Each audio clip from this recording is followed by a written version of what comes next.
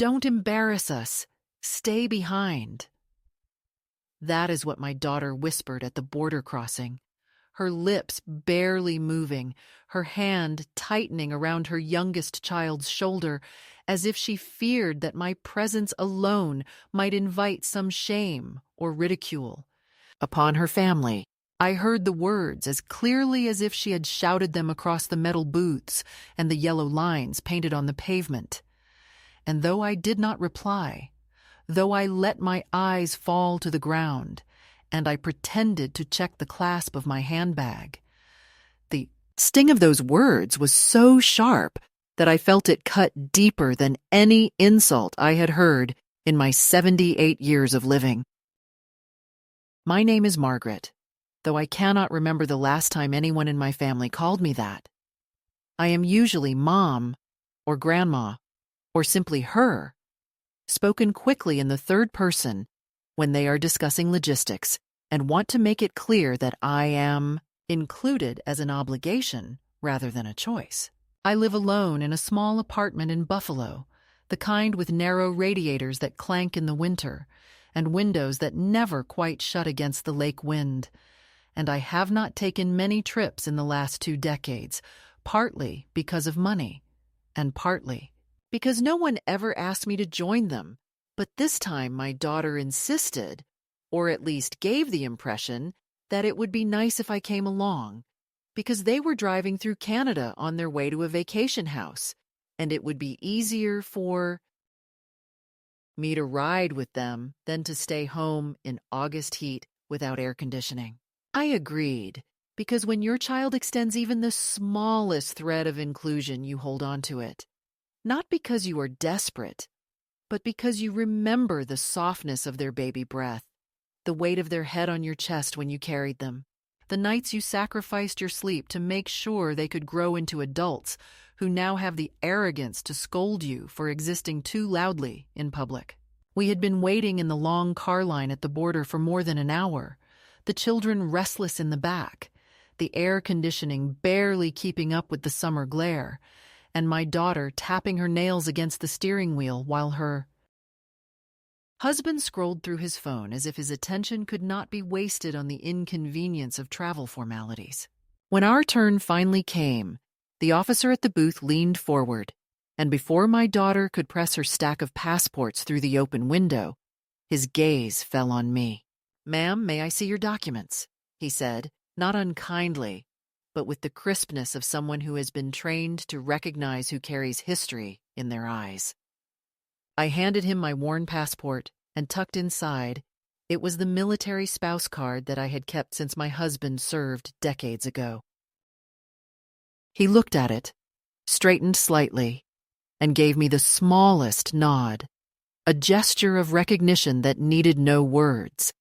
And then, to my astonishment and to my daughter's visible irritation, he lifted his hand in a brief salute before scanning the papers. It was a simple courtesy, a mechanical reflex perhaps. But to me, it was a reminder that once upon a time I was not invisible, that once upon a time my name carried respect, not dismissal. My daughter's jaw tightened, and that was when she muttered those words, "Don't embarrass us. Stay behind," as if respect directed at me was a stain on her carefully arranged image. I wanted to protest, to ask her why she thought my dignity was an obstacle. But instead, I shrank back in the seat, folded my hands in my lap, and allowed her to collect the passports again. Silence pressed into the car like heavy wool, and the children, oblivious to the currents running through their elders, argued softly over a video game. I stared out the window at the flags fluttering against the bright sky, at the painted arrows directing us forward, and thought about all the borders I had crossed in my life. I thought of the time I carried both of my children alone through the Frankfurt airport, with 2 heavy suitcases and a stroller, after my husband was deployed, how no one saluted me then, but strangers offered me water, directions, even their arms to help me carry the bags. I thought of the time we moved back from base housing to a small rented house in upstate New York, and I had to navigate the bureaucracies of utilities and schools without guidance. My English still tinged with the accent of my parents, who had come from Ireland. Back then, I never doubted my ability to manage. I never thought of myself as a burden. Yet now, with every mile we drove past that border, I felt my daughter's words carving into me, stripping away not only my present dignity, but also the memories of competence I had once clung to. By the time we reached the highway on the Canadian side, I had already decided that I would not cry. Not in front of them, not alone later in the hotel bathroom, not even in the privacy of my own bed. Tears would give her victory, and though she may never know it, I will not grant her the satisfaction of thinking she succeeded in silencing me with shame. But inside, beneath the practiced composure of an elderly woman who has learned to swallow insult after insult with the bitter patience of age, something was breaking. The introduction to this story is not gentle, not tender, because the wound was not given gently. It was delivered like a command, sharp and cold, as though my existence were a liability. And so I begin here, not with who I am in the quiet of my apartment, not with the hobbies I keep or the books I read to pass the evenings, but with the sentence that tried to erase me. Don't embarrass us. Stay behind. That was my daughter's instruction. And those were the words that pulled me, unwilling but awake, into a reckoning with my own life. The true catalyst of everything that followed came not from my daughter's whisper, cruel as it was, but from the moment the border officer returned my passport to me and spoke with a respect that seemed to belong to another era of my life, one I thought had long been erased by years of being treated as little more than a fixture in the background of family gatherings. He held my gaze for just a second longer than necessary, and though it was nothing more than a flicker, I felt the weight of my past pressed into that silence.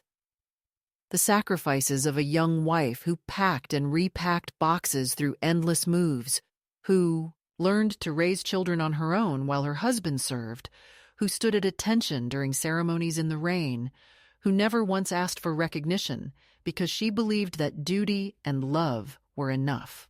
That salute, so brief and almost careless, was a spark thrown into dry tinder.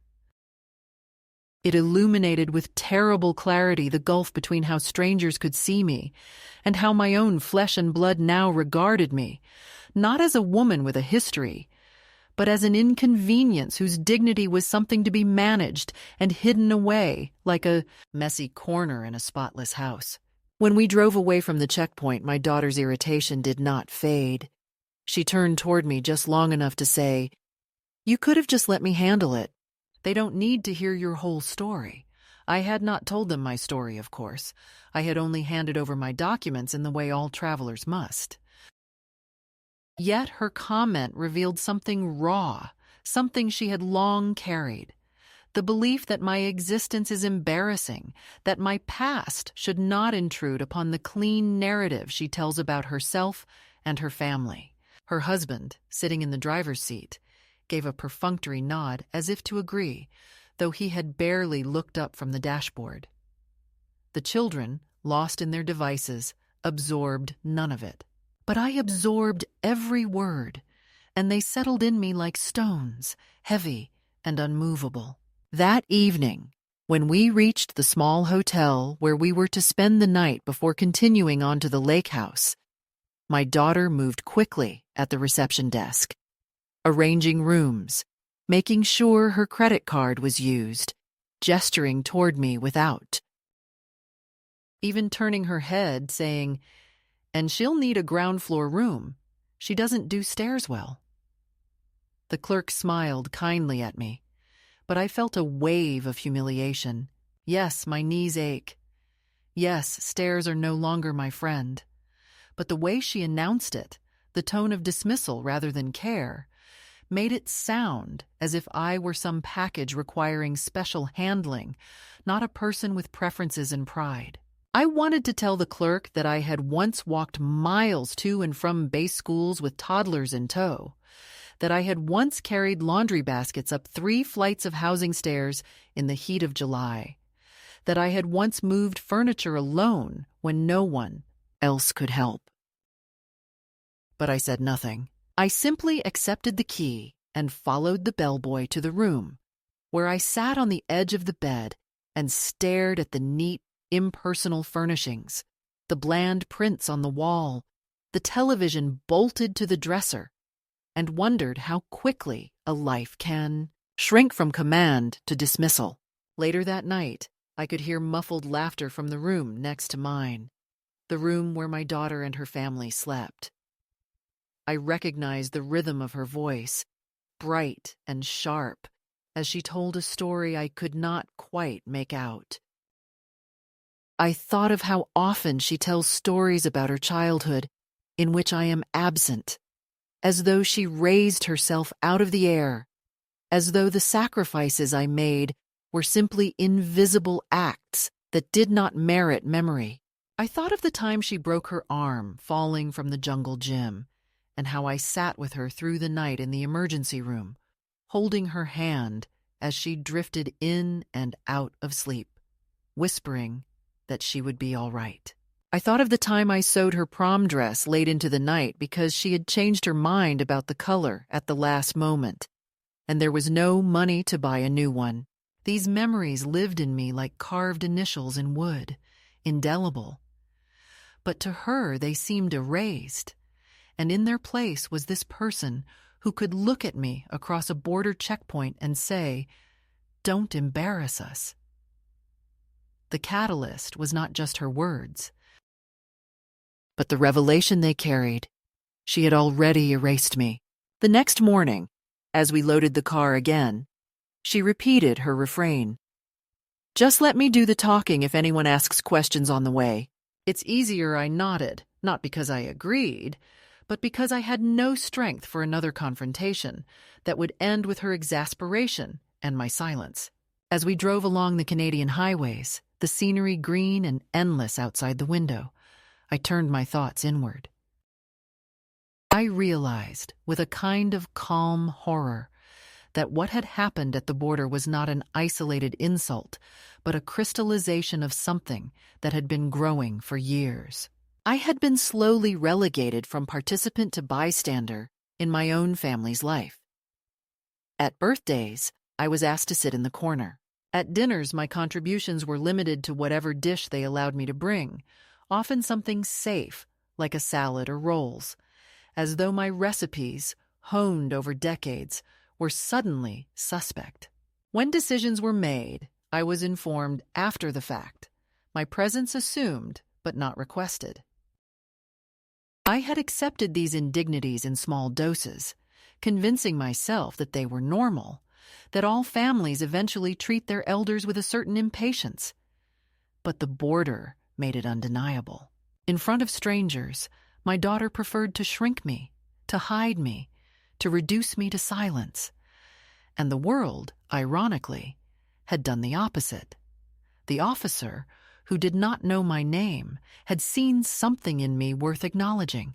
That acknowledgement, brief as it was, worked like a mirror held up to my daughter's cruelty. For the first time in many years, I saw the gap between who I had been and who I had allowed myself to become in her eyes. I had been strong. I had been resourceful. I had been respected. Yet here I was, treated as baggage. That contradiction was unbearable, and it was the spark that ignited everything that would come after. The catalyst was not dramatic in the way of movies. No shouting, no public scene, no slammed doors. It was quieter, but more devastating. The realization that my own child wanted me invisible, while a stranger saw me as a person of worth. That was the moment when I understood that something had to change, though I did not yet know what form that change would take. I only knew I could not remain forever in the shadow where she wanted me to stand. The worsening of things after that border crossing did not come in the form of an explosion. No dramatic rupture that could be named and circled on the calendar as the day everything fell apart, but rather through a series of small, quiet diminutions, gestures, and silences that accumulated until I began to feel myself dissolving into a role I had never agreed to play. It began in the hotel lobby when we stopped on the second evening of our trip. My daughter and her husband walked briskly ahead, the children rushing to keep up with them, and I trailed behind, my suitcase bumping unevenly against the tiles. At the desk, when the clerk asked how many were in our party, my daughter answered quickly, 4. And only when the clerk's eyes flicked toward me with a question did she correct herself. 5. Sorry, 5. And the way she said it made me feel as though she were adding an afterthought, like a forgotten bag. No one looked at me for confirmation. No one asked if I wanted a room near the elevator, though I did. They just handed me a key, and I followed like a ghost invited by accident into someone else's home. The next day, we visited a lakeside park where the children wanted to rent bicycles. My daughter arranged everything, choosing helmets, signing forms, taking selfies with her husband. And when the clerk asked if I needed a bike too, she waved her hand with a little laugh. Oh, she doesn't ride anymore. I opened my mouth to say that I had cycled well into my 60s, that I still had a rusty blue bicycle chained to the railing outside my apartment, that I once rode every morning to the market when my children were small, but I stopped myself. I watched them pedal away down the trail, bright helmets glinting in the sun, their laughter echoing faintly, and I sat on a bench by the water, my hands folded over my cane, though I did not need it just then. I thought about how easy it is to let someone narrate your life for you, how easy it is to surrender the truth of your own capacity when the people closest to you decide it is simpler to treat you as incapable. Meals became another stage for my quiet erasure. At restaurants, my daughter would order for the table, sliding the menu away from me with a chirp. She'll just have the soup, it's lighter. Or, she doesn't like spicy. Though I had once adored strong flavors, though my recipe box at home was filled with curries and chilies and dishes that carried the heat of faraway places we had once lived. I would sit with the bowl in front of me, tasting not the food, but the bitterness of being spoken for, and I would listen to the conversation circle around topics I was never invited to join: real estate, investments, the schedules of the children's, sports, all delivered in quick, overlapping bursts that left no space for the slower rhythms of an older voice. If I tried to add a comment, to tell a story about when my daughter herself had played softball, or when we had struggled to make mortgage payments, she would cut me short with a laugh. "Mom, that's not what we're talking about," and turn back to her husband as though she had swatted a fly. The children, too, absorbed her cues. They began to walk a little faster ahead of me, to sigh when I asked them to explain their video games, to roll their eyes when I spoke about how different things were when I was their age. Once, when I asked my granddaughter if she wanted to learn how to knit, she said, "Maybe later, Grandma," and then whispered something to her brother that made them both laugh. I pretended not to hear, but inside I felt the echo of every time I had taught my own daughter how to sew a hem, how to cook a stew, how to save money by repairing instead of replacing. I wondered if those gifts had been forgotten, if they had evaporated the moment she decided that my presence was no longer a treasure, but an inconvenience. What made this stage of decline so painful was not the scale of the insults, but their invisibility. No one shouted at me. No one locked me away.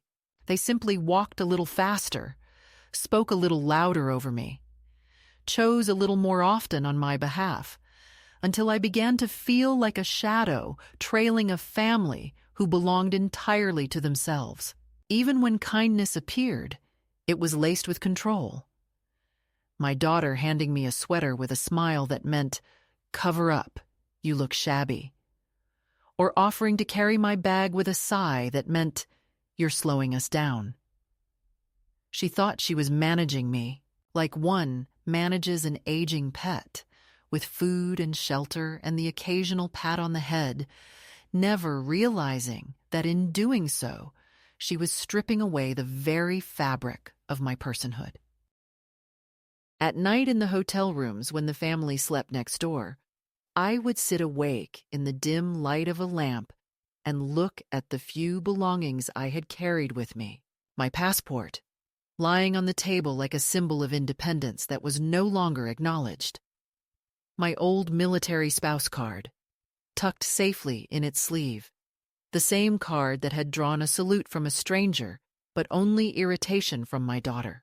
My small notebook, in which I had begun, almost without realizing, to jot down thoughts, not because I intended to share them, but because I needed to remind myself that I still had words worth recording. The act of writing became a lifeline, a way of hearing my own voice in a world where my spoken words seemed to vanish before they reached anyone's ears. The escalation was subtle, like a tide creeping higher each day without notice, until suddenly the water is at your knees and you wonder when it began. By the third day of the trip, I found myself automatically stepping aside when they entered a room, automatically waiting until they ordered before I even opened my menu, automatically lowering my voice when I spoke. These were not instructions they had given explicitly, but expectations I had absorbed, ways of survival in an environment where my presence was tolerated only if it was quiet and compliant. I began to recognize the shape of my own erasure, and though I felt anger rising in me, I also felt a terrible numbness, the kind that comes when you suspect that perhaps you are easier to forget than to love. I remembered something my husband once told me after returning from a deployment, when he was weary and scarred by things he would not name. He said, "The worst battles aren't fought with guns, but with silence. Silence eats you alive." At the time, I thought he meant the silence of separation, the long months of not knowing if he was safe, the long nights of waiting for letters that never came. But now I understood another meaning, the silence imposed by those who claim to love you, but cannot be bothered to listen. That was the battlefield I found myself on now, and each day of this trip felt like another skirmish where the weapon was dismissal and the wound was invisibility. The shift began quietly, not with some blazing confrontation or sudden rebellion, but with a moment of solitude in a hotel room that smelled faintly of chlorine from the pool below and of the perfumed soaps stacked in their paper wrappers by the sink. My daughter and her family had gone out for an evening walk, a brisk march along the waterfront that she insisted would be too much for me. So I was left behind with the television muted and the curtain half drawn against the orange wash of the streetlights. I sat on the bed and unfolded the thin wallet that I always carry in my bag, the same one I have had for decades, the leather softened with years of touch. Inside was a small photograph I had kept since my husband's years of service, one that showed him in uniform with our children at his side, their faces round and shining, his expression both proud and tired. I had looked at it countless times before. But that night, it struck me differently, for I realized that when that picture was taken, I had been the one holding the camera, steadying the children, arranging their collars, making sure the moment was preserved, and yet in the photo there is no trace of me. My life, I thought, had always been lived slightly outside the frame, always holding things together while others were seen. Yet I remembered the strength that came with that role, the resourcefulness it demanded, the ability to navigate airports with toddlers and suitcases, to argue with officials when paperwork was incomplete, to drive across states in cars that coughed and sputtered, to stretch money until it lasted through another month. None of that had disappeared from me simply because my daughter chose to treat me as fragile. I still carried that history inside me, though I had let it grow dusty from disuse. Sitting there, I felt an odd stirring, as if the salute from the border officer had planted a seed, and now, in this quiet moment, it was germinating. I asked myself, not for the first time, but perhaps with more seriousness than before, why I allowed my own child to narrate me into silence. The answer was complicated, because I loved her, because I feared conflict, because age had taught me patience, and patience had sometimes hardened into passivity. But the question itself was enough to open a crack in the wall of resignation that I had built around myself.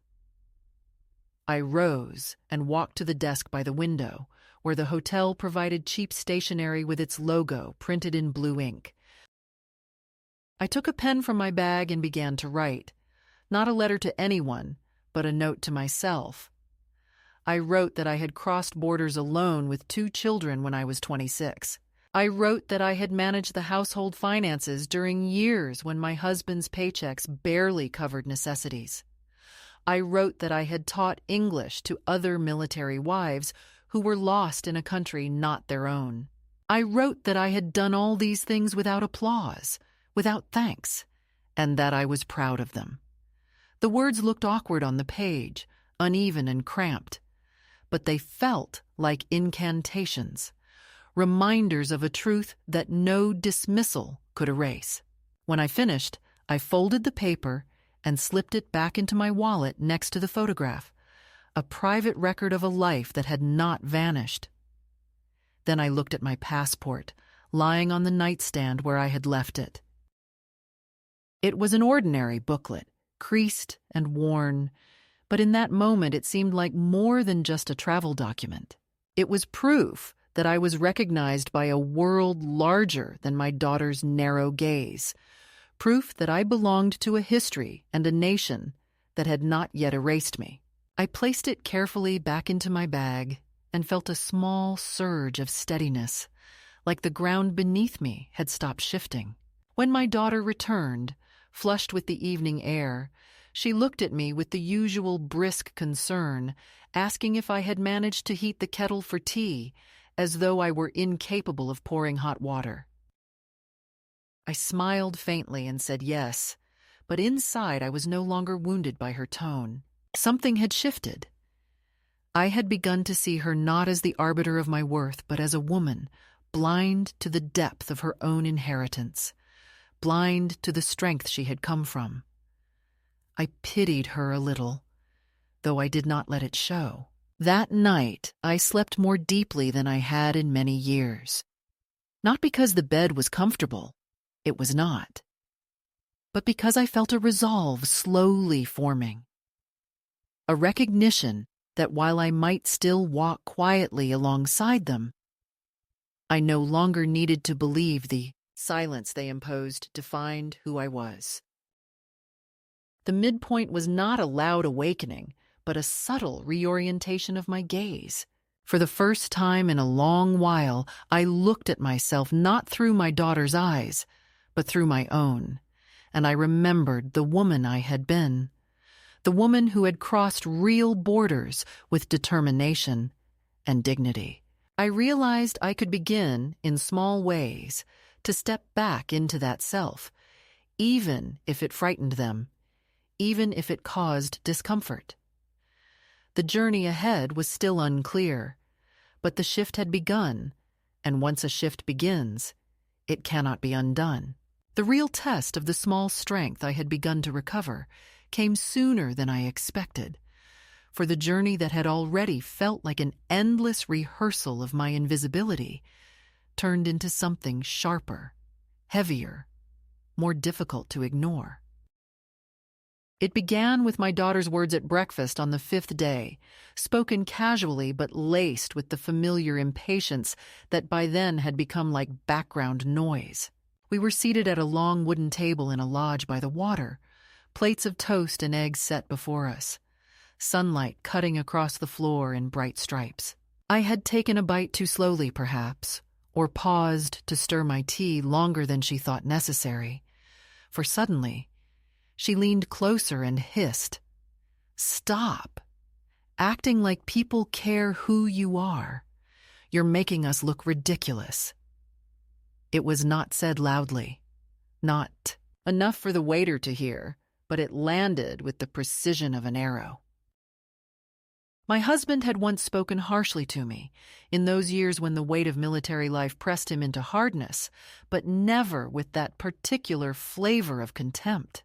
I froze, the fork heavy in my hand, and looked at her, but she was already turning away, smiling at her children, as if she had only reminded me of some practical matter like salt or napkins.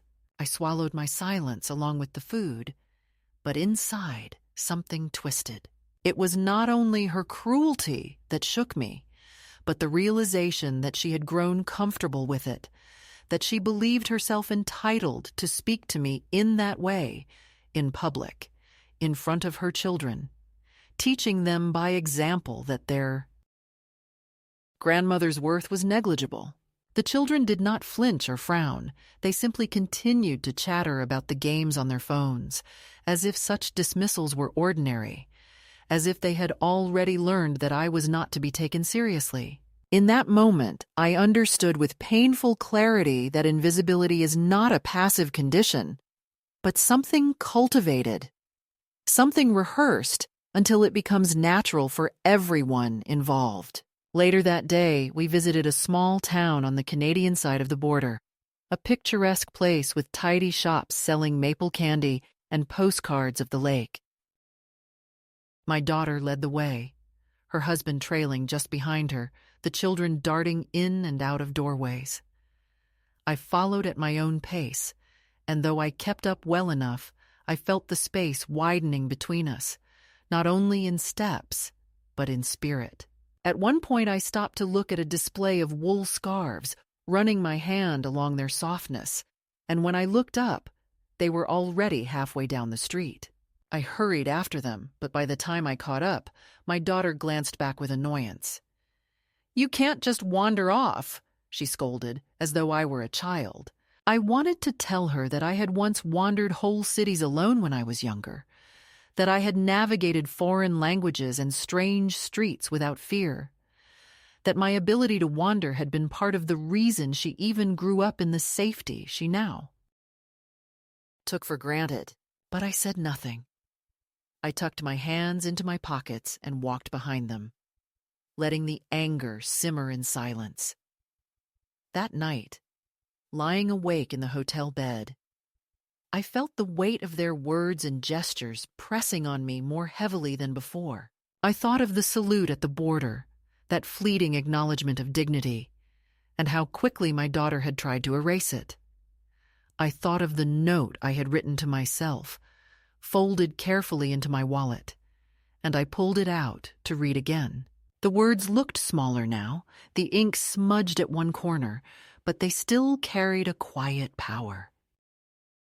I repeated them under my breath, reminding myself that I had lived a life of effort and endurance, that I was not the ridiculous figure my daughter wanted to paint.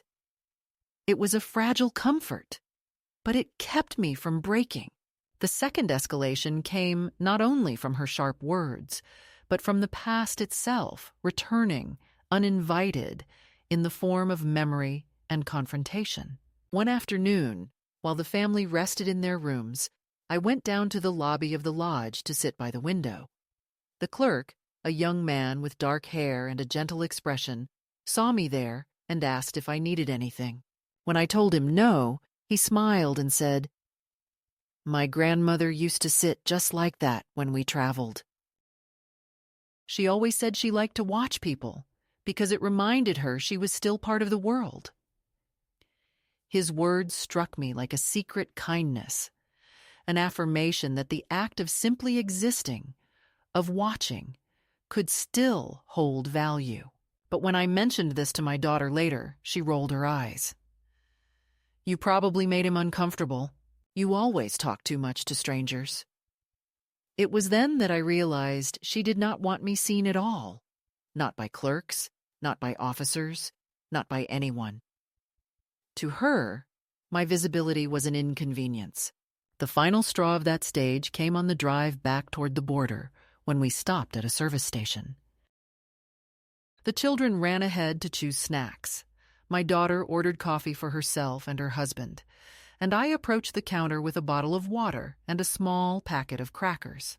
As I reached into my bag for coins, the cashier smiled at me, not out of pity, but simply out of human recognition. My daughter appeared suddenly at my side, thrust a bill toward the cashier, and said, "Don't worry, I've got it. She doesn't carry much cash." She did not look at me as she said it. She did not allow me to insist on paying. She simply erased the small dignity of the transaction. When we walked back to the car, I felt a fire rising in me. For the first time, I considered that perhaps my silence was no longer patience, but complicity, that by accepting these small humiliations, I was agreeing to my own disappearance. As we approached the border checkpoint once more, the air in the car grew tight. My daughter fidgeted with the passports, her husband tapping the steering wheel, the children half asleep in the back. I held my bag on my lap, my hand resting on the wallet where the folded note lay hidden, and I thought about all the borders I had crossed in my life. This one was only concrete and painted lines, but the larger border was invisible, the line between the woman my daughter wanted me to be and the woman I still was. The escalation had reached its height, the pressure unbearable, and I knew that soon something would have to break. Whether it would be me or her control over me, I did not yet know. But I felt the moment approaching like a storm rolling over water, slow, unstoppable, and vast. The line of cars inched forward with the patience of a clock that never hurries, the booths ahead shimmering in the noon glare. The painted arrows on the asphalt, pointing us toward a decision I had not announced, but had already made, in the quiet of my chest, because as the distance between our bumper and the glass window narrowed, I felt the pressure of the last days harden into something that was no longer only pain, but resolve, a clarity that tasted like metal on the tongue. And when my daughter began rehearsing the instructions one more time, "Hand me your passport. Let me speak first. Please do not start chatting with the officer about anything personal. Just answer yes or no if they look at you." I watched her lips move and realized that if I obeyed again, I would become the very shadow she wanted to cast over me. So I placed my palm over my handbag where the passport and the folded paper with my own handwriting rested. And I thought of every border I had crossed carrying two children, and a worry I never spoke aloud. And I knew that this would be the last crossing I would make as someone else's luggage. The car rolled to a pause short of the booth while the vehicle ahead finished, a tiny pause of idling engine and hot air trembling above the hood. And in that sliver of time, I opened the door with a steadiness that surprised even me, not dramatic. Not a flung gesture, only the clean, deliberate motion of a woman who has decided where she will stand. My daughter grabbed my sleeve as if to pull me back into the car's climate-controlled silence and hissed that I was being ridiculous, that I would embarrass them, that I would make everything take longer. But I removed her fingers gently, the way you remove a string that has snagged on your coat. and I stepped onto the warm asphalt, closed the door without looking at her, and walked toward the painted pedestrian line that led to the side gate. The officer in the booth lifted his eyes at the sight of an older woman leaving a vehicle and coming forward alone, his posture alert but not unkind. And before he could call out, I raised my passport in one hand and the old military spouse card in the other, because I wanted him to see that I knew exactly what I was doing and that I was not fleeing or confused. And when he stepped out of the booth and met me halfway, he said, "Ma'am," in that formal tone that belongs to uniforms and oaths, and I answered in a voice I had not heard from myself in years, a voice that did not apologize. "I would like to be processed as an individual traveler. I am crossing separately. I am of sound mind, and I will not be returning to that car." Behind me, I could feel my daughter's outrage rising like steam, hear the car door open, hear her call my name as if calling a dog off a road. But the officer lifted one hand in a professional gesture that asked her to wait, and another officer, a woman with a neat bun and eyes that missed nothing, appeared from the shaded doorway and guided me toward a small office marked with a blue sign. Her pace matched to mine, not out of pity, but out of respect. Inside the room, the air was cooler, a fan turning with a soft tick, a counter with a plexiglass shield and a bowl of pens on a chain. And in that unremarkable place, I felt a ceremony take shape. Not grand, not public, but ceremonial all the same. Because the officer asked me my full name and date of birth and purpose of crossing, and I answered clearly, and he asked if I needed assistance or a translator or a phone call, and I said I would indeed like to place a call after processing, and he asked if I was under duress or if anyone in the vehicle was exerting pressure upon me, and for one suspended instant, I felt the ache of loyalty tug at my tongue. That old mother's instinct to soften the truth so that the child will not feel the sting of it. But I did not betray myself again. I said that I was not being coerced and that I was choosing to continue alone because I no longer consented to being managed as if I were a minor. And as I said it, I saw the officer's expression settle into that steady look I remember from bases and ceremonies, the look that says an account has been taken and will be respected. He examined my documents, ran the necessary checks, stamped what needed stamping, and when he returned the passport across the counter, he placed the military spouse card on top, with the care one gives an object that is at once ordinary and sacred. And then, without theatricality, he touched 2 fingers to the brim of his cap, in that brief salute that had first startled me days ago. And in the simple echo of that gesture, I felt the line inside me move, not the border behind the booths and the gates, but the private boundary between who I had become and who I still was, shifting back to where it belonged. My daughter was waiting beyond the glass like weather pressing against a window pane, her mouth a thin line, her husband hovering a step behind her. The children slumped in the back seat with the lax indifference of boredom, and I understood that if I walked out to them, now I would be invited into a performance, an urgent argument laced with pleading and threats, and the shabby vocabulary of duty that people use when what they mean is control. Instead, I asked the officer if there was a pedestrian walkway to the bus terminal, and whether I might wait in the public seating area until the next departure to Buffalo.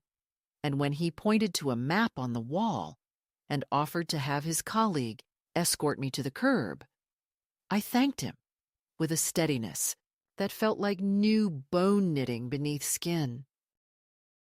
I did not ask for my suitcase from the trunk of their car because I realized that I did not wish to carry anything that had been packed under their oversight. I did not want to argue in the heat for the right to my own clothes or watch my daughter clutch at the handle as if ownership were a tug of war. So I slid my wallet from my bag and counted my bills. And the sight of modest cash and an old credit card felt clean and sufficient, because I have started over from less than this, and I can. Buy a toothbrush and a clean shirt and a pair of socks at any corner store, and the rest I will rebuild in the quiet, as I have always done. The officer's colleague, the woman with the steady gaze, walked with me to the door where the pedestrian path began. And as we reached the threshold, my daughter's voice broke through the glass and the distance, shrill and pleading by turns, accusing me of cruelty, accusing me of spectacle, promising rides and comfort if I would just stop this. And I stood very still for the length of a breath, and I let the words pass over me like rain that has already fallen too many times to matter. And then I turned to the officer and asked if I might leave a message with him for the driver of the vehicle if they insisted on waiting. He handed me a scrap of paper, and I wrote a single sentence, not angry, not defensive, only final. I will not be staying behind anymore. I am walking ahead. The sun outside was white and relentless, the painted lines on the pavement bright enough to make me squint, the air buzzing with the ordinary sounds of a border noon. Idling engines, the clack of a barrier rising, the murmur of radios.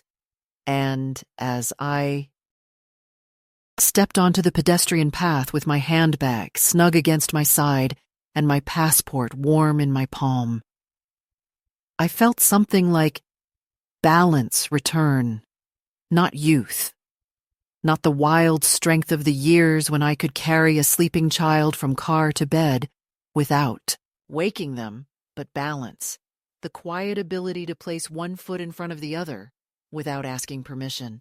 At the curb, a shuttle pulled up with a sigh of brakes, and I climbed aboard and took a seat by the window. And while the driver checked his mirror and the vehicle settled into motion, I looked back once, not to memorize their faces, but to release them from the constant surveillance of my own longing. My daughter stood with her arms crossed, her posture bristling with a fury she would dress later as concern, her husband already on his phone, the children squinting at the glare, and I did not wave because this was not a farewell to them as people. It was a farewell to the script they had written for me. The shuttle rolled forward. The booths slid out of frame. The road opened like a ribbon toward the city. And in the humming privacy of a seat I had chosen and paid for myself, I took the small photograph of my husband from my wallet and placed it beside the passport on my lap. And I told him in a whisper that was not prayer, but acknowledgement, that I had crossed the only border that still mattered, the one between the woman who waited to be invited and the woman who arrives. The days that followed did not unfold with any great spectacle, no thunderclap of reconciliation, no cinematic apology delivered at a train station, only the quiet rhythm of mornings that belonged to me. I woke each day to the hum of Joyce's kettle and the sound of Franklin the cat stretching on the windowsill.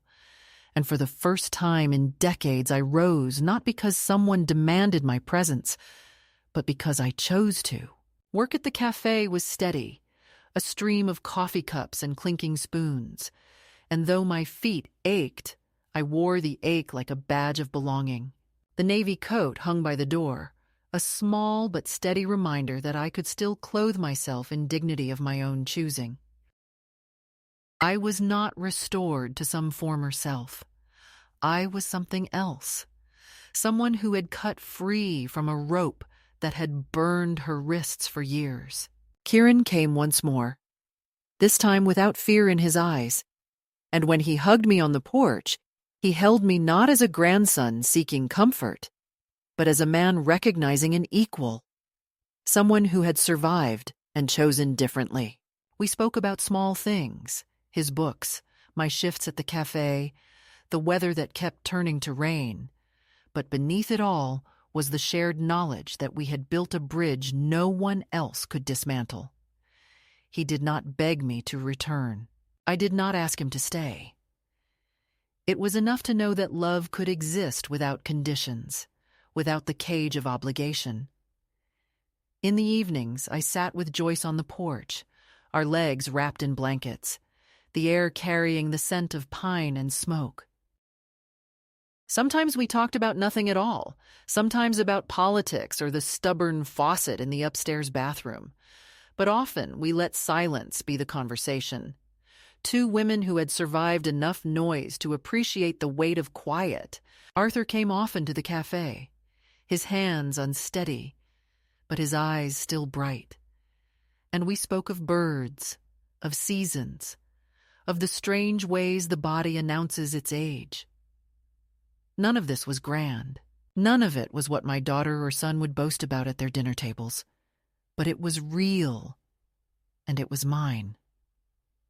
One night I wrote myself a letter, not to the past, not to the children who had chosen absence over honesty, but to me.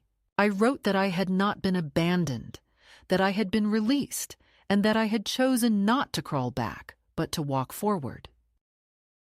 I wrote that freedom is sometimes small, a paycheck folded in a pocket, a coat chosen with care, a cake carried into a potluck where strangers become neighbors.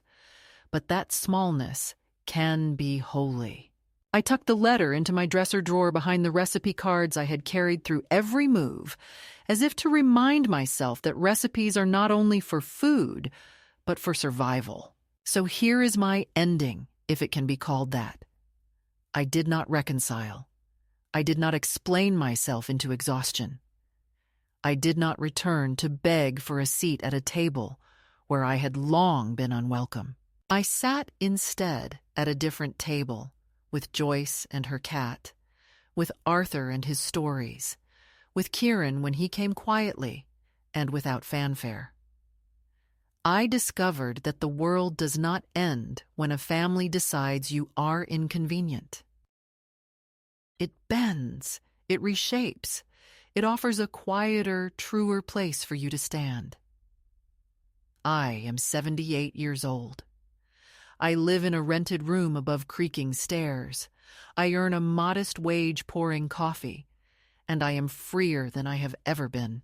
And if any woman hears this and recognizes herself in my silence, in my waiting, in my shrinking to fit into a space too small for her life, let her know this. You do not need their permission to step away. The door will open when you push, and beyond it is not emptiness, but air, clear and sharp, waiting to fill your lungs.